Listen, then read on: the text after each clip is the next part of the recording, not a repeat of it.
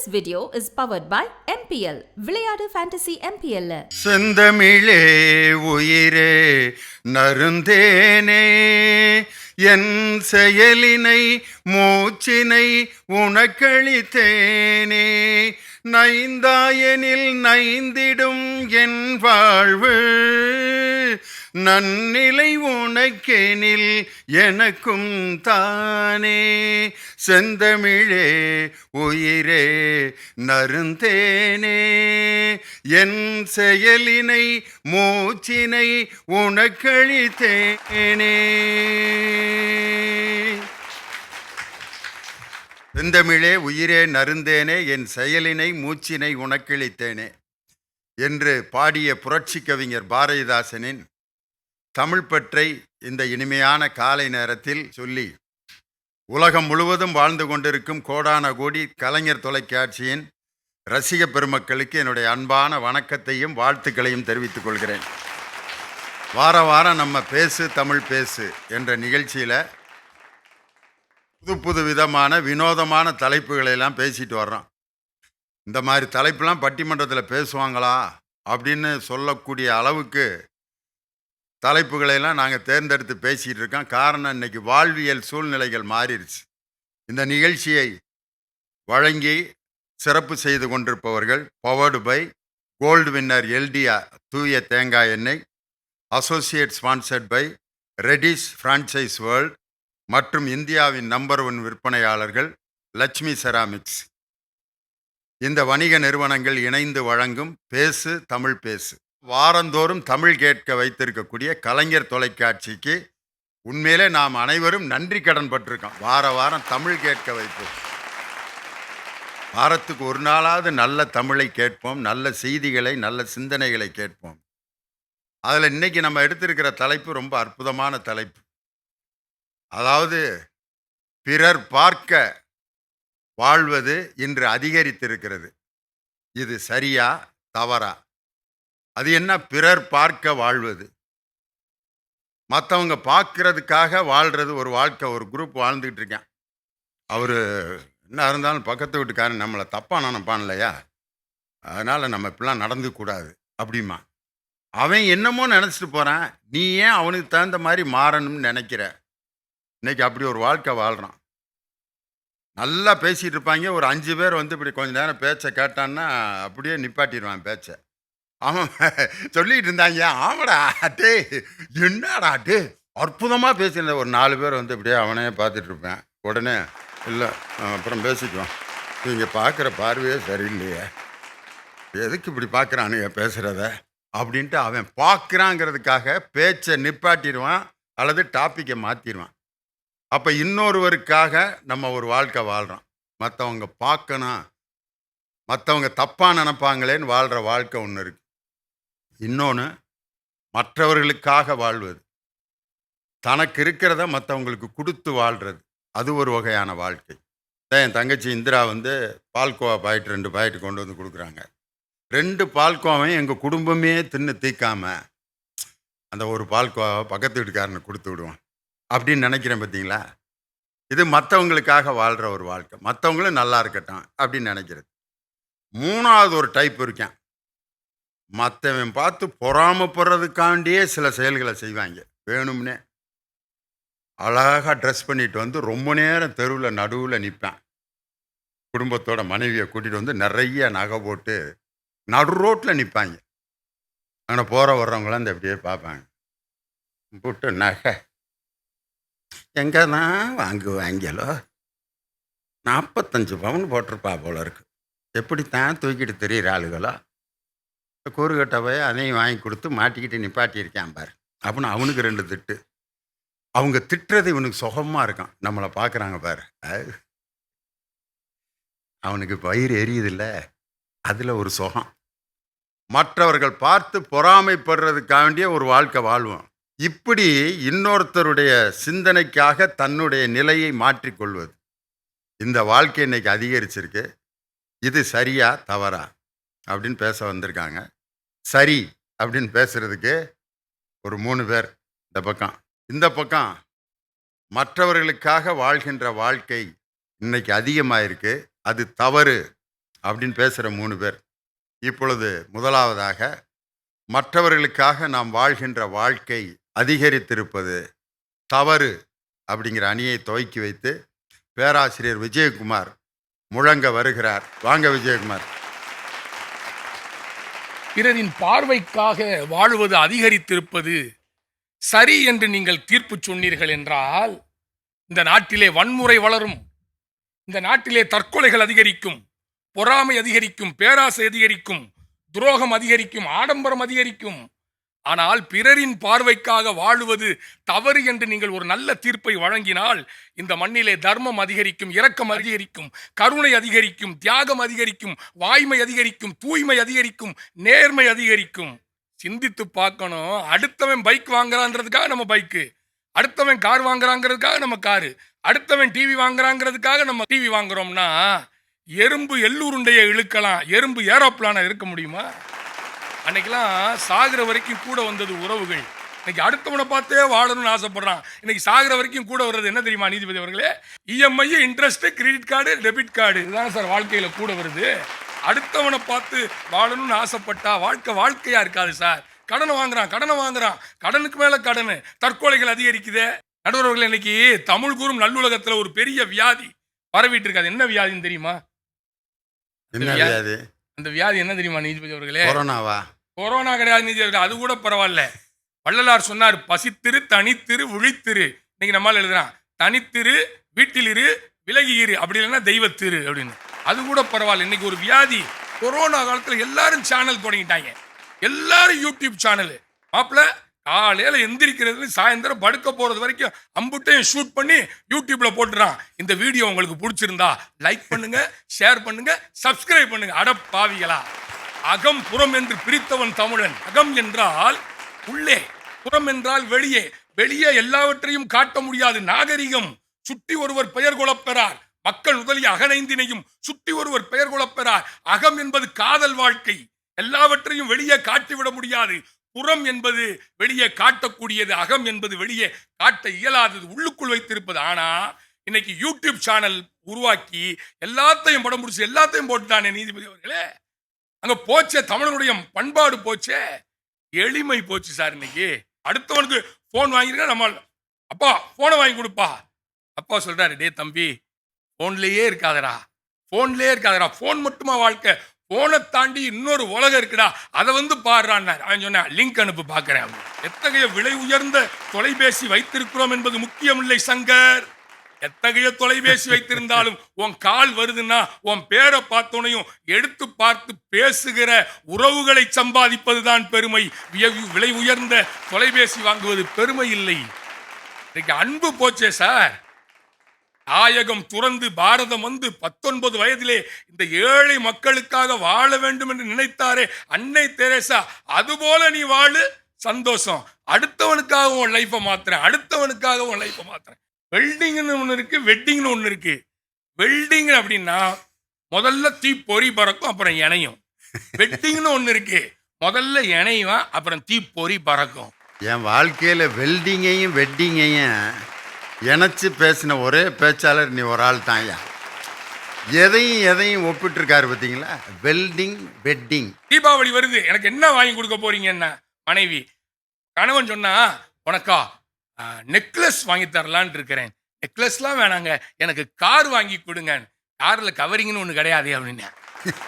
ஆடம்பரத்தினுடைய கதவுகள் திறக்கிற போது வாழ்க்கை கேள்விக்குறியாகிறது.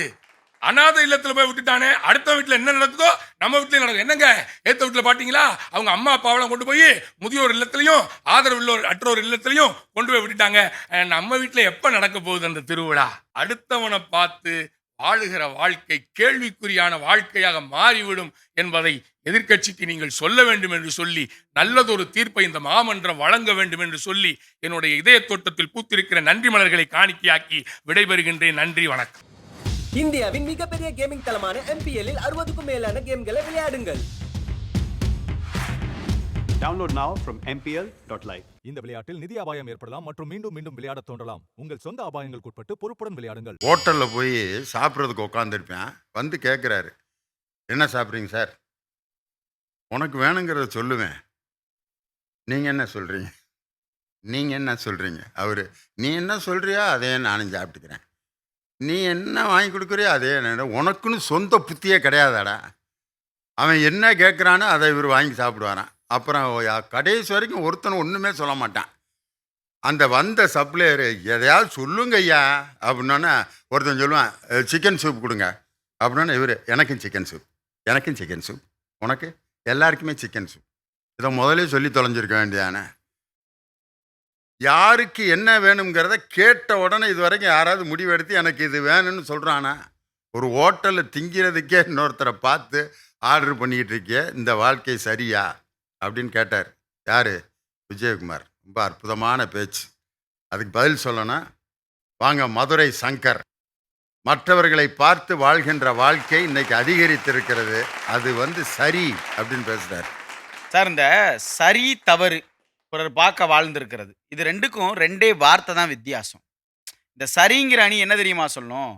உனக்கு என்னப்பா, உனக்கு என்ன அப்படிங்கிற வார்த்தை தான். தவறுங்கிற அணி என்ன தெரியுமா பேசும்? எனக்கு என்ன, எவன் எக்கேடு கேட்டா எனக்கு என்ன. இந்த ரெண்டு வார்த்தைக்கான வித்தியாசம் தான் இந்த தலைப்பு. பிறருக்காகத்தான் இன்னைக்கு எல்லாருடைய வாழ்க்கையும் இருக்கு. ஏன்? தாளாட்டிலிருந்து கடைசி சீராட்டு வரை அத்தனை பேரும் விரும்புவது பாராட்டு ஒன்றைத்தான். அது யாராலும் மறுக்க முடியாது. பாராட்டு இல்லாம ஒரு மனுஷன் வாழ முடியுமா? யோசிச்சு பாருங்க. ஒரு குழந்தை பிறந்தா கூட உனக்கு என்னப்பா தலைப்புள்ள ஆம்பளை பிள்ளையா பிறந்துச்சும்மா, உனக்கு என்ன தலைப்புள்ள பொம்பளை பிள்ளையா பிறந்துச்சு, அந்த பாராட்ட வேணும்னு மனசு ஆசைப்படும் சார். இதே ஒரு இறப்பு வீட்டில் கூட எடுத்துக்கங்களேன். அவருக்கு என்னங்க 20-25 பேரம்பேத்தி நெய்ப்பந்தம் முடிக்க ஊரே வெடி போட்டு ஓஹோன்னு தூக்கிட்டு போனாங்கன்னு சொல்லுவாங்க. பிறப்பு முதல் இறப்பு வரை பாராட்டு விரும்பாத மனிதர்களே கிடையாது. அந்த பாராட்டு தான் நம்மை வாழ்க்கையினுடைய அடுத்த எல்லைக்கே கொண்டு போகும் சார். தயவு செஞ்சு மறந்துடாதீங்க. ஒரு காலத்துல எல்லாத்தையுமே கமுக்கமா தான் சார் செஞ்சான். எல்லாத்தையும் கமுக்கமா செஞ்சான். சாதாரணமா ஒரு வீட்டுல ஊருக்கு போறத கூட ஊருக்கு போறதுன்னு சொல்ல மாட்டான். எங்க போறீங்க? எக்க போறோம்ங்கன்பா. எங்க போறீங்க? வடக்க போறோம்மா. கிளவி உட்காந்துருக்கோம், ஏன் லைட்டா காலை அங்கிட்டு நகட்டி உட்காருமா அப்படின்னா, அதெல்லாம் நான் வடக்க பார்த்து உட்கார மாட்டேன். ஏன்? அவங்க வடக்க பக்கம் போயிருக்காங்க. வீட்டுக்கார் வடக்க போனா வடக்க பார்த்து கூட கிளவி கால் நீட்டாதான். அந்த அளவுக்கு இருந்துச்சு ஒரு காலத்துல. வடக்க போயிருக்காங்க, தெக்க போயிருக்காங்க, எங்க போயிருக்காங்க, எப்ப வருவாங்க எதுவுமே தெரியாது சார். இதெல்லாம் ஒரு வாழ்க்கையா? நான் கேட்கிறேன். எங்க போயிருக்காங்க, எப்ப வருவாங்கன்னு கூட தெரியாம வாழ்றது ஒரு வாழ்க்கையா? இன்னைக்கெல்லாம் யோசிச்சு பாருங்க. அடுத்த செகண்ட் எல்லாத்தையும் போட்டுக்கிட்டே இருக்கான் ஃபேஸ்புக்ல. நான் இப்பதான் சென்னையில பஸ்ஸை விட்டு இறங்கினேன், இதோ ஒரு ஆட்டோக்காரர்கிட்ட ஏறிட்டேன், இதோ இங்க நான் வந்துகிட்டு இருக்கேன், இதோ ஹோட்டல்ல புகுந்துட்டேன், இதோ லியோனி சார் மேக்கப் போட்டுக்கிட்டு இருக்கிறாரு, இதை பாருங்க நான் மேடை ஏறிட்டேன். வாழ்க்கை அடுத்தடுத்த அப்டேட்ல இருக்கணும் சார். ஒரு காலத்துல ஆகுனா சொல்லுவான், எதிர் வீட்டுக்காரன் பாரு ஆனை மேல போறான்னு நம்ம ஆனை மேல போக முடியுமா? ஏன், என்ன தப்பு? எதிர் வீட்டு புள்ள ஆனை மேல போனா என் புள்ள வாடகை ஆனை மேலையாவது போகணும்னு ஆசைப்படுறதானே சார் ஒரு தகப்பனோட கடமை. அதை நிறைவேற்றி கொடுக்கறதுல என்ன தப்புன்னு நான் கேட்கிறேன். சும்மா அடுத்தவனை பார்த்து வாழாத சார். அடுத்தவனை பார்த்து வாழாமல் இருந்தது வேணா அப்படி ஒரு காலகட்டத்தில் இருந்திருக்கலாம். ஆனா அதை இந்த சமூகம் பெரிதாக அங்கீகரிக்கல. ஆனா இன்னைக்கு எல்லாருமே நம்ம அடுத்தவங்களை பார்த்து தான் வாழணும்னு நினைக்கிறோம். புதுசா ஒரு சட்டை போடுறோம்னு வச்சுக்கோங்க. எதுக்காக? அதனாலதான் அன்னைக்கே ஒரு பழமொழி சொன்னேன், ஆள் பாதி ஆடை பாதின்னா. ஆளுக்கே பாதி மரியாதை தான் சார். நீங்க போடுற ஆடைக்குத்தான் மீதி மரியாதை. எதுக்கு அந்த ஆடைக்கு மீதி மரியாதை கொடுத்தா? அடுத்தவன் நம்மளை பார்த்து மதிக்கணுங்கிற ஒரு எண்ணம் வரணுங்கிறதுக்காகத்தான் நம்மளை நாமே க்ரூம் பண்ணிக்கணும்னு சொன்னான். இதுல என்ன தப்பு இருக்குன்னு நான் கேட்கிறேன். பிறர் பார்க்க வாழ்வதுங்கிற ஒரே ஒரு நோக்கம், நான் பகட்டா இருக்கேன், நான் பகுமானமா இருக்கேன், அதை காட்டிக்கிறது ஒரே ஒரு பார்வை தான் இருக்கா? அதுல இன்னொரு பார்வையும் இருக்கு. பிறர் பார்க்க நம்ம நல்லாவும் வாழ்ந்து காட்டணுங்கிற எண்ணம் ஒரு மனசுல ஒருத்தனுக்கு வரும் பாருங்க. அந்த எண்ணம் வர வைப்பதே பிறர் பார்க்கறது தான் சார். நான் ஒரே ஒரு செய்தி சொல்றேன் சார். ஒரு பொண்ணை கல்யாணம் பண்ணி கொடுத்தாங்க. கல்யாணம் பண்ணி கொடுத்து அந்த பொண்ணுக்கு 2-3 குழந்தைகள் ஆயிடுச்சு. குழந்தைகள் ஆனதுக்கு அப்புறம் ஒரு வரதட்சணை பிரச்சனையில ஒரு பெரிய ஃபயர் ஆக்சிடென்ட் ஆயிடுச்சு. அந்த பொண்ணை திரும்ப தான் தாய் வீட்டுக்கு வருது. இன்னைக்கு பொழைக்குமா நாளைக்கு பொழைக்குமான்னு ஊரே பாவமா பேசுது. ஆனா அந்த மீண்டும் பல்ஸ் ஏறி அந்த பொண்ணு பொழைச்சு வந்துச்சு சார். பொழைச்சு வந்து அந்த 3 பிள்ளையும் திரும்ப ஒரு 1000 ரூபாய் சம்பளத்துக்கு படிக்க வச்சுச்சு சார். படிக்க வச்சு இன்னைக்கு அந்த பிள்ளைகள்லாம் பெரிய ஆளாகி அதே சொந்த ஊர்ல இந்த குடும்பத்தை பார்த்து அந்த ஊரே ரொம்ப பாவம்னு சொல்லுச்சோ, அதே ஊரே பலேன்னு சொல்லுகிற அளவிற்கு வளர்ந்து சொந்தமா வீடு கட்டி ஒரு கல்யாணம் பண்ணி இன்னைக்கு அதே பொண்ணு 2 பேர பிள்ளைகளோட தன் பிள்ளைகளோடையும் சந்தோஷமா இருக்கிறாங்க சார். உண்மையிலேயே அது மாதிரியான ஒரு வாழ்க்கையை தந்தது எது தெரியுமா? இதே ஊர் நம்மளை பாவம்னு சொல்லுச்சே, இந்த ஊர் பார்க்க நாம் வாழ வேண்டும் என்கிற எண்ணம் மனசுல விதைச்ச விதை தான் சார் இன்னைக்கு இவ்வளவு பெரிய இடத்தை அடைந்திருக்கிறது. அது வேற யாரும் இல்லை அந்த பொண்ணு, எங்க அம்மா. அது வேற யாரும் இல்லை அந்த பையன், இன்னைக்கு நாங்க தான். இந்த நிலைமைக்கு நாங்க இருப்பதற்கு காரணம் பிறர் பார்க்கிற வாழ்க்கையை நாம் மிகச்சரியாக வாழ வேண்டும் என்கிற எண்ணம் தான் சார். பிறர் பார்க்கிற வாழ்க்கையை நாம் பகட்டாக மட்டும் வாழ வேண்டிய அவசியம் இல்லை.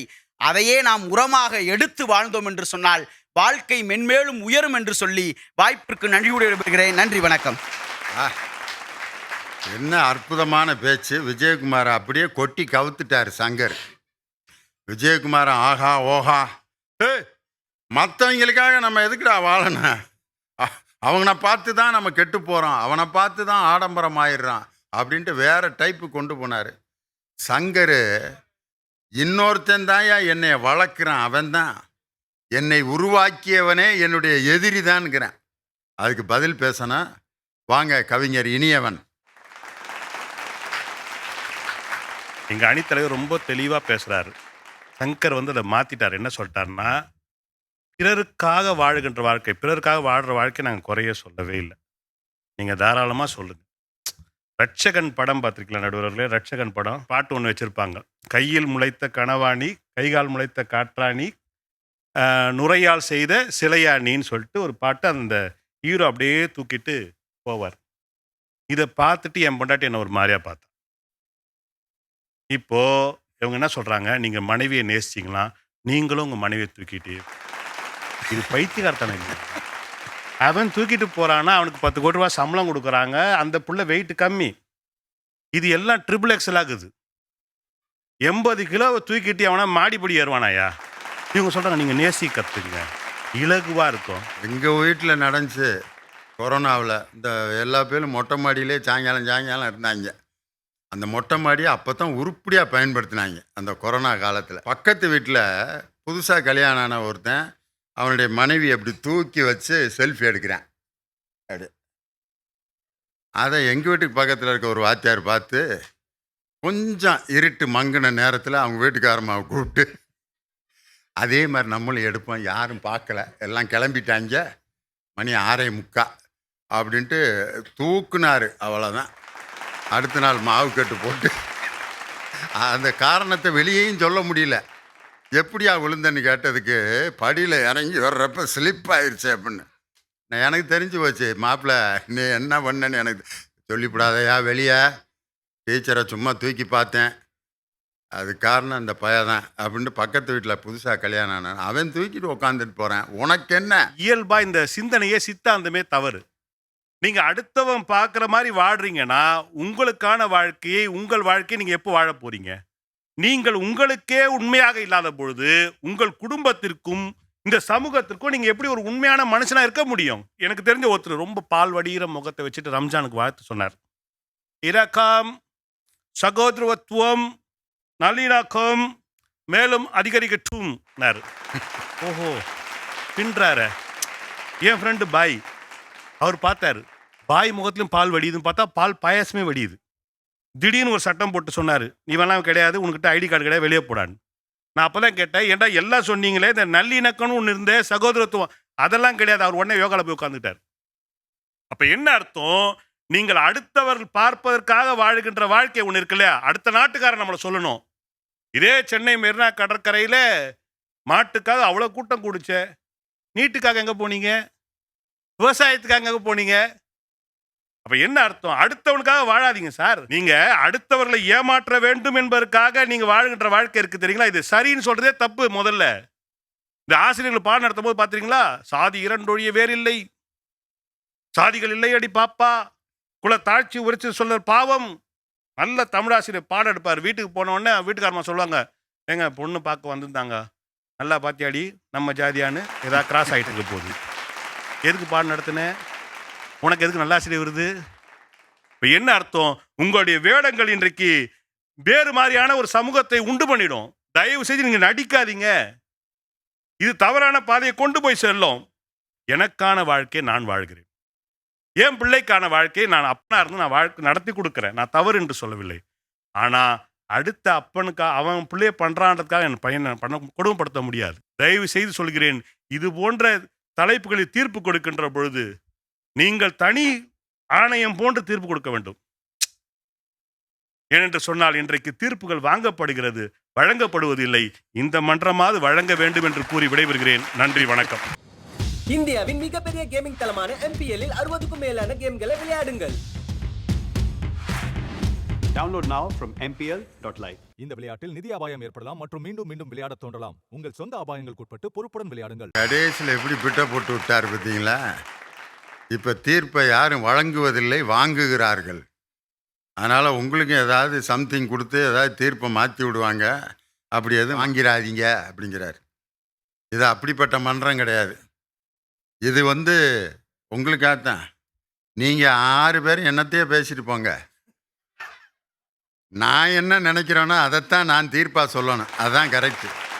இந்த 6 பேரும் பேசுனதை வச்சு சொல்கிறீங்களா இல்லை நீங்களா சொல்கிறீங்களான்னு ஒரு பத்திரிகை நிருபர் கேட்டார். என் கருத்தை தான் நான் சொல்லுவேன். இந்த 6 பேருக்கு வாய்ப்பு கொடுக்கப்பட்டு விட்டது. உங்களுடைய கருத்தை உங்களுடைய தலைப்புகளுக்குள்ள மக்கள்கிட்ட சொல்லுங்க. தீர்ப்புங்கிறது அது எனக்கு கொடுக்கப்பட்ட அந்த சேர். அதனால் அவர் சொன்னார், அதனால தான் நான் இதை சொன்னேன். இந்திரா சொன்னாங்க, அதனால தான் நான் சொன்னேன். அப்புறம் நீ என்னையா சொல்கிற அப்படின்னு கேட்பாங்க. அதனால் மற்றவர்களுக்காக நாம் வாழ வேண்டிய அவசியம் இல்லை அப்படின்னாரு. அதுக்கு பதில் சொல்லணும். வாங்க கோவை தனபால். பிறந்தவுடன் கிடைக்கும் தாயிடம் தாலாட்டு, இறந்தவுடன் கிடைக்கும் உறவிடம் நீராட்டு, இதற்கிடையில் பெற வேண்டும் மற்றவர்களிடம் பாராட்டு என்று சொல்லி, வாழ்வது ஒரு முறை வாழ்த்தட்டும் தலைமுறை என்று மற்றவர்களுடைய பாராட்டுக்கும் பார்வைக்கும் தான் இந்த மனிதன் வாழ்ந்து கொண்டிருக்கிறான் என்கின்ற செய்தியை பதிவு செய்கிறேன். நடுவர் அவர்களே, இனியவன் சொன்னார், உனக்காக வாழ், மற்றவர்களுக்காக வாழாதே என்று சொன்னார்.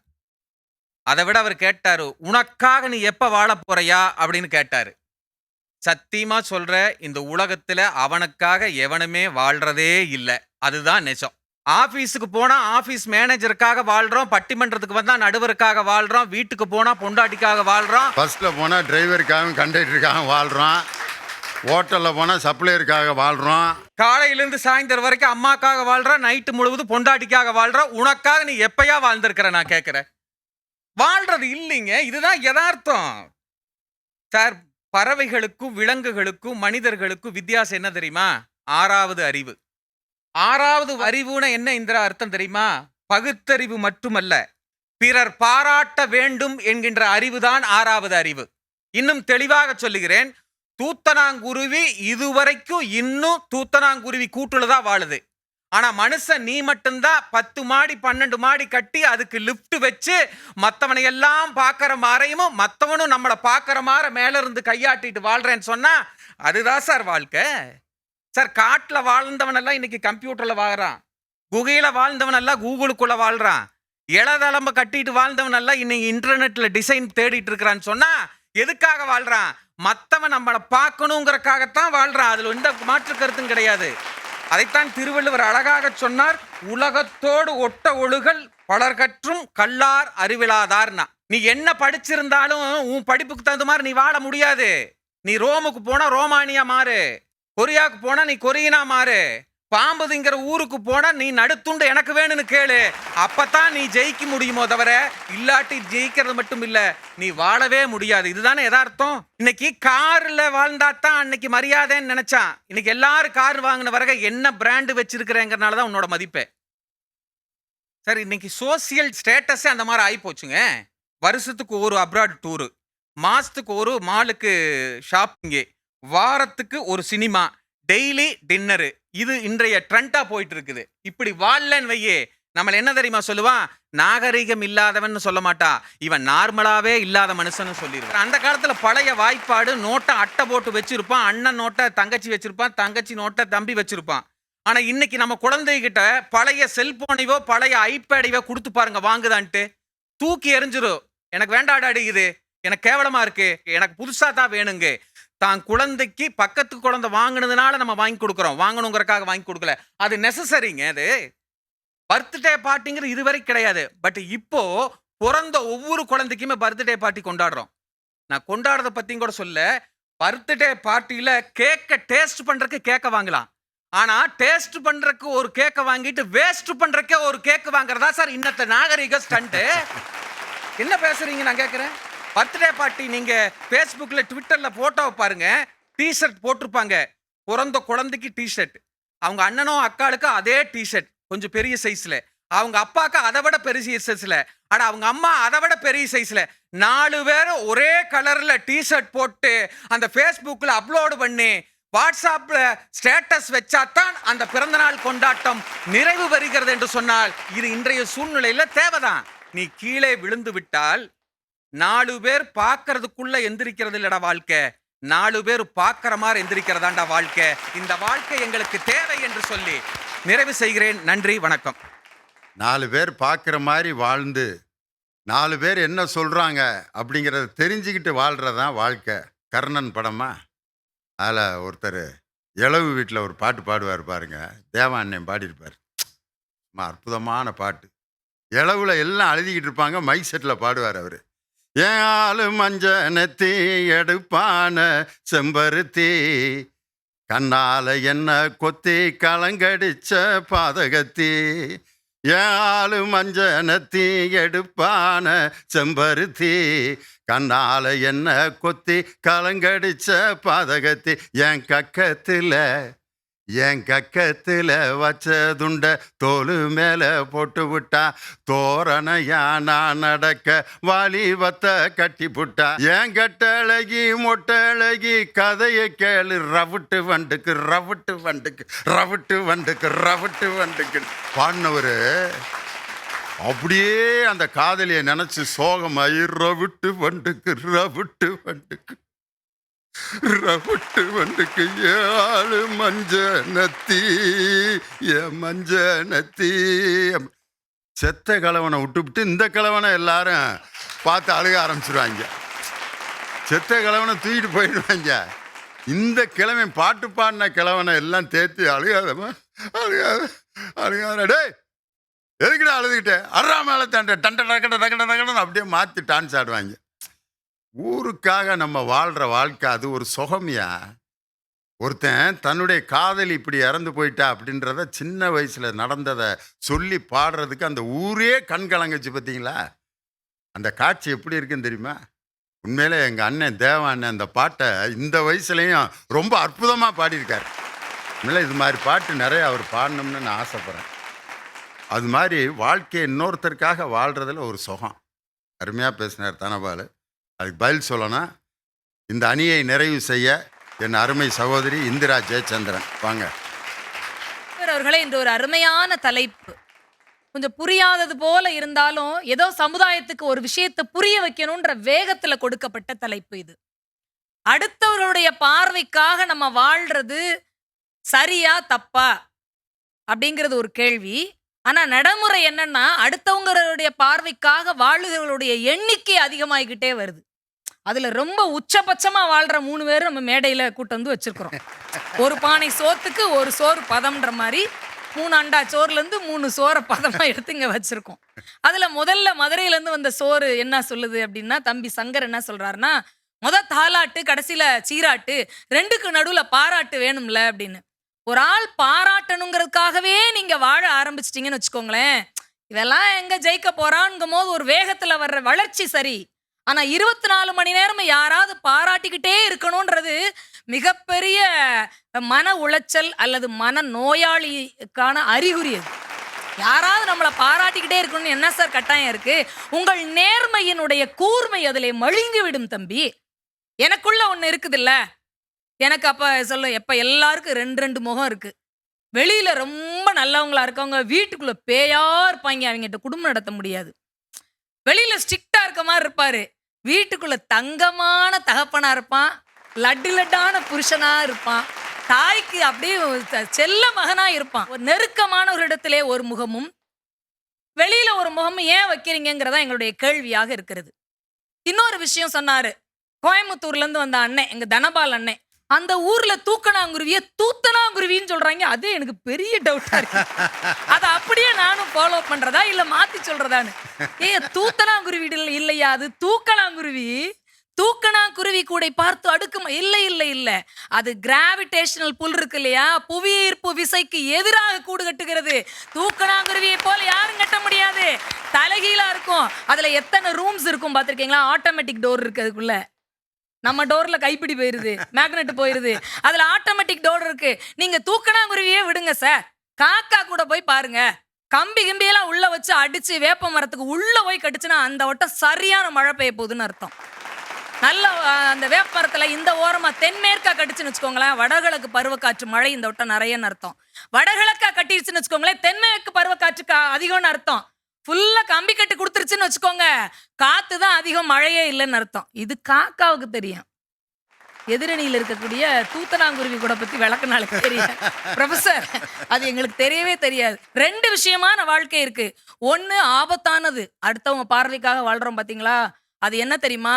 பசுத்தோல் போர்த்திய புலிகளின் எண்ணிக்கை சமூகத்திலே அதிகரிக்கிறது என்ற அர்த்தம் நண்பர்களே. பயங்கரமான ஆபத்து இது. இந்த எண்ணிக்கை கூடவே கூடாது. இன்னொரு விஷயம் இருக்கு. பசுத்தோல் போர்த்திய புலி கேள்விப்பட்டிருக்கோம், பழமொழி. வள்ளுவர் அழகா ஒரு விஷயத்த சொல்றாரு. பெற்றம்னா பசு, பெற்றம் புலியின் தோல் போர்த்து மேத்தச்சுங்கிறாரு. புலியோட தோலை போட்டுக்கிட்டு பசு திரியுது. சங்கரு, புலியோட தோலை போட்டுக்கிட்டு பசு திரியக்கூடாது. அது போய் மான் அடிச்சிருமா? புலாலை உணவாக எடுத்து விடுமா? புல்லைத்தானே உணவாக எடுக்க வேண்டும். என் இயல்புக்கு எதையோ அதைத்தான் நான் சாப்பிட முடியும். என் இயல்பு தாண்டிய ஒண்ண நான் செய்ய முடியுமா? பசுத்தோல் போர்த்தி கொண்ட புலி புல்லை மேய முடியாது. வள்ளுவ பிறந்த அழகா சொல்றாரு, மனதை அடக்கும் வல்லமை இல்லாதவன் இந்த விஷயத்தை என்னால செய்ய முடியாதுன்னா விட்டுறணும். என்னால எதை நல்லா செய்ய முடியுமோ அதை நான் செய்யணும். உள்ளதை சொல்வேன், சொன்னதை செய்வேன், வேறொன்றும் தெரியாது. அவ்வளவுதான். உள்ளதை சொல்வேன், சொல்லதை செய்வேன், வேறொன்றும் தெரியாது. உள்ளத்தில் உள்ளதை வார்த்தையில் மறைக்கும் கபடம் கிடையாது. நாங்க 3 பேர் தான். அது முகத்தை பாருங்க, எங்க அனித்தவர் முகத்தை பாருங்க, விஜயகுமார் முகத்தை மட்டும் பாருங்க. அடிப்பது போல கோவம் வரும். ஒரு பேசும்போது எனக்கு பயமா இருந்துச்சு லைட்டா. உண்மையிலே படிக்காத சிவாஜி கணேசன் மாதிரியே இருக்காரு. அப்படியே தான் இருக்காரு பாருங்க. அடிப்பது போல கோவம் வரும், ஆனால் அதில் ஆபத்து இருக்காது. நீங்கள் அழுதீங்கன்னா எனக்கும் அழுகையா வரும், ஏன்னு தெரியாது. நீங்க சிரிச்சீங்கன்னா எனக்கும் சிரிப்பு வரும். அது அவங்கள பார்த்தே நம்ம வாழ்றது கிடையாது. அந்த உணர்வுக்கு நாம் கொடுக்கக்கூடிய மதிப்பு. உள்ளொன்று வைத்து புறம் ஒன்று பேசுவார், தம் உறவு கலவாமை வேணும்னாரு வள்ளலார் சுவாமிகள். அப்படின்னா என்னது? ஏன் கலவாமைங்கிறாரு? உள்ள ஒண்ண வச்சுக்கிட்டு வெளியில ஒண்ண பகட்டா பேசுறான் பாத்தீங்களா, அவங்க ஈஸியா நம்மளோட மிங்கிள் ஆயிருவான். அதனால என்னால முடியாது, என்கிட்ட கலந்துருவான், கடவுளே நீ காப்பாத்துடான்னு கேட்டாரு பாத்தீங்களா, அங்க நிக்கிறாரு அவர். பாரதி இன்னும் சொல்றான், நீ எண்ணிய முடிதல் வேண்டும், நல்லது எண்ணல் வேண்டும். நான் நினைக்கிறதெல்லாம் நடக்கணும், ஆனா நான் நல்லதுதான் நினைக்கணும். அதுக்கு திண்மையான மனசு வேணும், நல்ல அறிவு வேணும்னு கேட்கிறாரு பாத்தீங்களா. இந்த 3ம் தான் ஒரு மனிதனை வாழ வைக்கும். நீங்க சொன்ன 100%-லே 1% நான் ஏற்றுக்கொள்கிறேன். இவங்களால முடியுமா, இவங்களால முடியாதுன்னு யாரா சொன்னா அவங்க முன்னாடி விஸ்வரூபம் எடுத்து காட்டுங்களை நாங்கள் ஏற்றுக்கொள்கிறோம். ஆனால் 99% பொய்யான வாழ்க்கை வாழாதீங்க. மனசுல இருக்கிறத பேசுங்க, பேசுற மாதிரி நடந்துக்கோங்க. இந்த எண்ணிக்கை அதிகமாக அதிகமாக மட்டும்தான் இந்த சமூகம் தழைக்கும். இந்தியா உலக நாடுகளுக்கு எடுத்துக்காட்டாக விளையும். இதைத்தான் நம் இலக்கியங்கள் பேசுகின்றன. இதைத்தான் வாரந்தோறும் பேசு தமிழிலே பேசுகிறோம். வாய்ப்பளித்த நல்ல உள்ளங்களுக்கு நன்றி பாராட்டி விடைபெறுகிறேன். நன்றி. இந்தியாவின் மிகப்பெரிய கேமிங் தளமான MPL-இல் 60க்கும் மேலான கேம்களை விளையாடுங்கள். Download now from mpl.live. இந்த விளையாட்டில் நிதி அபாயம் ஏற்படலாம் மற்றும் மீண்டும் மீண்டும் விளையாட தோன்றலாம். உங்கள் சொந்த அபாயங்களுக்கு உட்பட்டு பொறுப்புடன் விளையாடுங்கள். உண்மையிலே உனக்காக நீ வாழ்ந்துக்க, இன்னொருத்தனுக்காக ஏன் நீ வாழணும் அப்படின்ட்டு அற்புதமான கேள்வி. நிறைவாக நெல்லை ஜெயந்தா தன்னுடைய கருத்துக்களை நிறைவு செய்ய வருகிறார். வாங்க கவிஞர் அவர்களே. 1330 திருக்குறளில் 4 குறட்பாக்கள் தான் வைக்கப்படும் என்று முடிகிறது. இதை சொன்னது நம்முடைய வாசுப மாணிக்கனார் அவர்கள் சொன்னார்கள். அந்த 4 குறட்பாக்களை வைத்துக்கொண்டு மனித இனத்தையே வள்ளுவன் சொல்லிவிட்டான் என்று சொல்லிவிட்டு அவர் சொன்னார், ஒத்தது அறிவான் உயிர் வாழ்வான், மற்றையான் செத்தாருள் வைக்கப்படும். உலகத்தார் உண்டென்பது இல்லென்பான், வையத்துள் அலகையா வைக்கப்படும். அலகையான ஆவி. முதல்ல ஒருத்தன் செத்தவன், அடுத்தவன் ஆவி. முறை செய்து காப்பாற்றும் மன்னவன் மக்கட்கு இறை என்று வைக்கப்படும். இறை என்றால் இந்த இடத்துல தலைவன். வையத்துள் வாழ்வாங்கு வாழ்பவன் வானுரையும் தெய்வத்துள் வைக்கப்படும். ஆக இந்த 4 குறட்பாக்களில் மனித இனத்தையே வள்ளுவர் வடித்து காட்டிவிட்டார் என்று சொன்னார். சொல்லிவிட்டு சொல்வார், இந்த 2வது குறள் தான் இப்ப நமக்கு தலைப்பு. உலகத்தார் உண்டென்பது இல் என்பான் வையத்துள் அழகையா வைக்கப்படும். இந்த உலகமே உன்னை சொல்லிக்கிட்டு இருக்கும்போது அதுக்கு மாறுபட்ட கருத்து இருக்கான் பாருங்க. மற்றவர்களை பார்க்காமல் மாறுபட்ட சிந்தனை, அவனை ஆவின்னு இந்த உலகம் சொல்லுவான். நான் ஒரு ஆவியை கூட சந்தித்ததில்லை என் வாழ்க்கையில் வருத்தப்பட்டிருக்கேன். ஆனா இன்றைக்கு கலைஞர் தொலைக்காட்சி ஒரே நேரத்தில் 3 ஆவிகளை சந்திக்கிற வாய்ப்பை எனக்கு கொடுத்திருக்கிறது. முதல்ல என்னுடைய நண்பர் விஜயகுமார் வந்தார். வெட்டிங் வேற வெல்டிங் வேற. முதல்ல பொறி பறக்கும் அப்புறம் இணைக்கும்லாம் சொன்னாரு. ஒரு கவிதை பார்வை பாருங்க. வெட்டிங்கும் வெல்டிங்கும் ஒண்ணுதான், ரெண்டையுமே அணைச்சா ஒண்ணுதான், வித்தியாசம் கிடையாது. இதுதான் கவிஞருங்கிறது. அவர் என்னமோ பஞ்சு டயலாக் மாதிரி வெல்டிங் வெட்டிங் தீப்பொறி பறக்க அணைச்சிட்டா எல்லாம் சரியா. கவிஞரை எங்கேயோ கொண்டு போயிட்டீங்க பட்டிமன்றத்தை. பெருந்தலைவர் காமராஜர் பற்றி சொல்லும்போது சொல்லுவாங்க, ஒரு மனிதன் வாழ்க்கையில் ஜெயிக்க வேண்டும் என்றால் 3 பேரில் ஒருவருடைய பார்வை இருக்கணுமா. அவனுக்கு லட்சுமியின் பார்வை இருக்கணும், பணம் இருக்கணும், அல்லது அவனுக்கு சரஸ்வதியின் பார்வை இருக்க வேண்டும், படிப்பு இருக்கணும். ஒண்ணு இல்லைன்னா மன்மதனின் பார்வை இருக்கணும். ஆளு அழகா இருந்தா போதும், சீரியல்ல நடிச்சாது பொழைச்சிட்டு போயிடலாம். ஆக இந்த 3 பேருடைய பார்வையும் இல்லாமல், பணமும் இல்லாமல், படிப்பும் இல்லாமல், ஆள் பெரிதும் அழகா இல்லாமல் ஜெயித்த ஒரே தலைவர் பெருந்தலைவர் காமராஜர் என்று சொல்வார்கள். ஏன்னா அவருக்கு மற்றவர்களுடைய பார்வை இருந்தது. ஏன்னா அவர் மற்றவர்களை பார்த்தார், தனக்கு முந்தைய தலைவர்களை பார்த்தார். நீங்க சொல்றீங்களா மற்றவர்களை பார்த்து நாம் வாழக்கூடாது, நாம் நமக்கு நாமே வாழ வேண்டும் என்று. நாம் ஒவ்வொருவருக்கும் யாராவது ஒருவரை முன்னோடியாக எடுத்துக்கொண்டு தான் நாம் வாழ முடியும். நான் பட்டிமன்றத்தில் பேச ஆசைப்படுகிறேன், நல்லா பேசணும். என் மனசுக்குள்ள என்ன நினைப்பேன், எப்படியாவது திண்டுக்கல் லியோனி மாதிரி ஒரு காலத்தில் வரணும். இது பட்டிமன்றம் பேசுவருடைய கனவாகத்தான் இருக்க முடியும். ஆக மற்றவர்களுடைய பார்த்துத்தான் இன்று அப்படி நிறைய பேர் வாழ வந்திருக்கிறார்கள் என்பது உண்மை. அது சரி. நீங்கள் இன்னொன்று சொல்றேன், மற்றவர்களுடைய பார்வை என் மீது லேசில் விடாது, அல்லது நான் எல்லோரையும் பார்க்க முடியாது.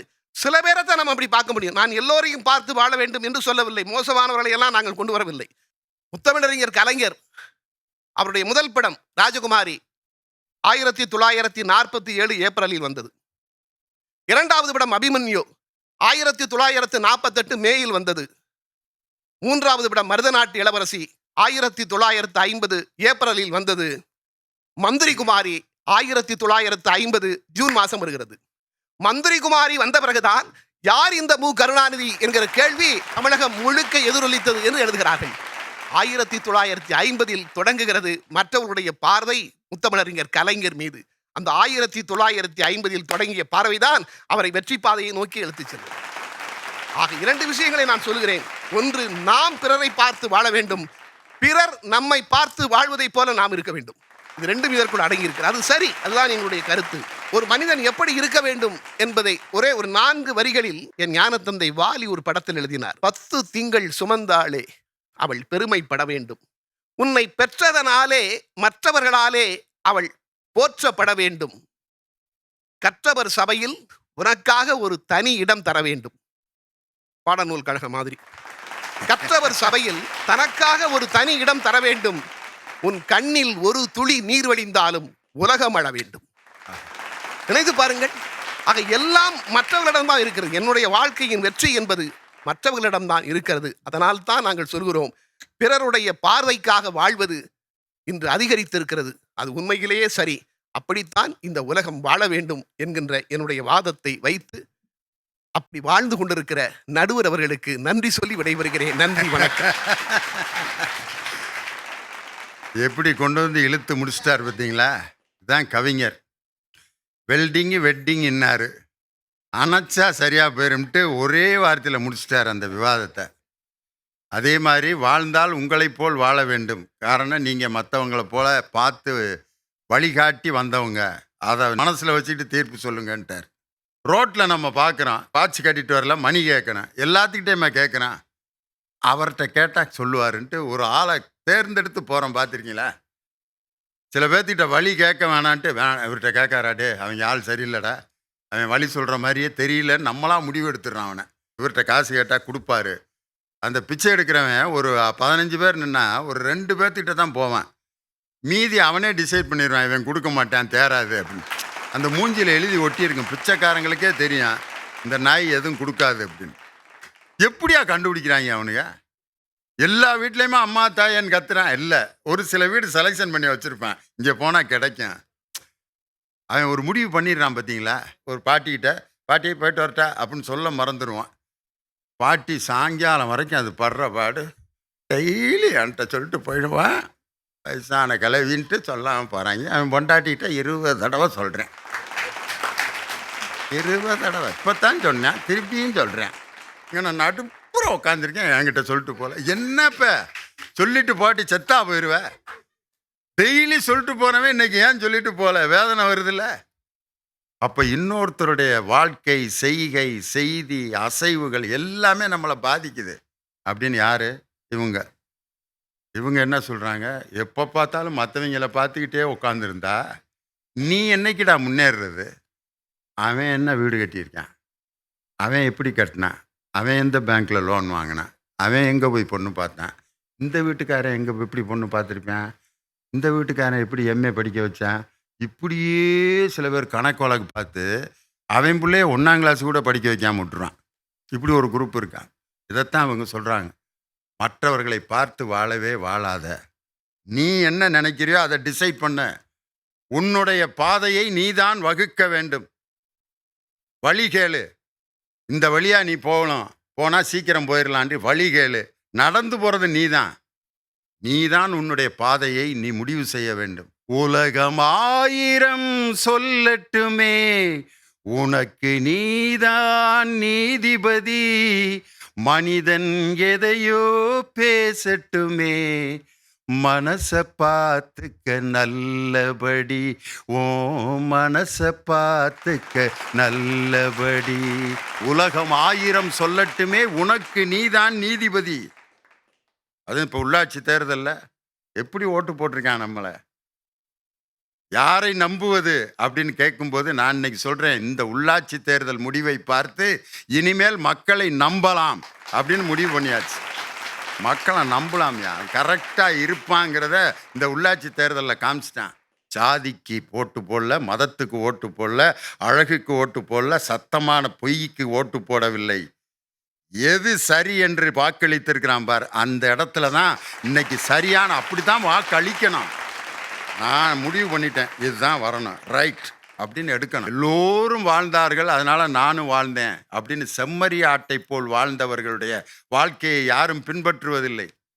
ஒரு சம்பவம் சொன்னால் போதும். கோயிலில் அப்படித்தான் ஒருத்தன் சாமி கும்பிட்டு பொங்கல் கொடுத்துருக்காங்க கோயிலில். வாங்கி தின்னுபிட்டு கையில் துடைக்கிறதுக்கு துணி எடுத்துகிட்டு வரல. என்னடா செய்கிறதுன்ட்டு செவுத்தில் அப்படியே தடவி இருக்கிற பொங்கலையெல்லாம் தடவிட்டு, நல்லா தடவி இருக்கமான்னு இப்படியே மோந்து பார்த்துருக்கேன். தூரத்தில் ஒரு 4 பேர் அங்கன ஏதோ ஒரு சாமி அவன் அப்படி கும்பிட்டுக்கிட்டு இருக்கேன். அடுத்த நாள் பார்த்தா வரிசையாக அந்த இடத்துல எல்லாம் தொட்டு தொட்டு கும்பிட்டுக்கிட்டு இருக்காங்க. 15 வருஷம் கழித்து அந்த இடத்துல திருவிழா நடந்துக்கிட்டு இருக்கு. எது? பொங்கல் தடவை இடத்துல. ஏண்டா ஒருத்தன் அங்கே கும்பிட்டா நீ அதே இடத்துல கும்பிடணும்னு இருக்கா? எழுதியா வச்சிருக்கு. நீங்கள் கோயிலில் சுற்றி சாமி கும்பிட்டு வர்றப்ப பாருங்கள், ஒரு செவத்துக்கிட்ட ஒரு அம்மா இப்படி தொட்டு கும்பிடுவேன். இந்த அம்மா பேசாமல் போகாது. நம்மளும் உடனே அந்த இடமே கருப்பாயிரும். பார்த்துருக்கீங்களா? தொட்டு தொட்டு தொட்டு தொட்டு தொட்டு அந்த இடம் அப்படியே கருப்பாக போயிடும். எத்தனை அது இன்னொருத்தன் செய்கிறாங்கிறதுக்காக நீ வாழ்க்கையை வாழாதே. உன்னை நீயே முடிவு செய், உன் பாதையை நீயே தீர்மானி. பிறர் உங்களை பார்க்க வேண்டும் என்று வாழ்வதற்கான அந்த வாழ்க்கை இன்னைக்கு பெருகி கொண்டிருக்கிறது. அது தவறு. உன்னுடைய வாழ்க்கையை நீயே தீர்மானித்து வாழ்ந்து பார், அதில்தான் மகிழ்ச்சி இருக்கும் என்று சொல்லி பிறருடைய வாழ்க்கையை பார்த்து வாழ்கின்ற அந்த வாழ்க்கை தவறு. நமக்காக வாழ்கின்ற வாழ்க்கை தான் சரி என்று இந்த விவாதத்தை நிறைவு செய்து உங்களிடமிருந்து விடைபெறுகிறேன். நன்றி, வணக்கம்.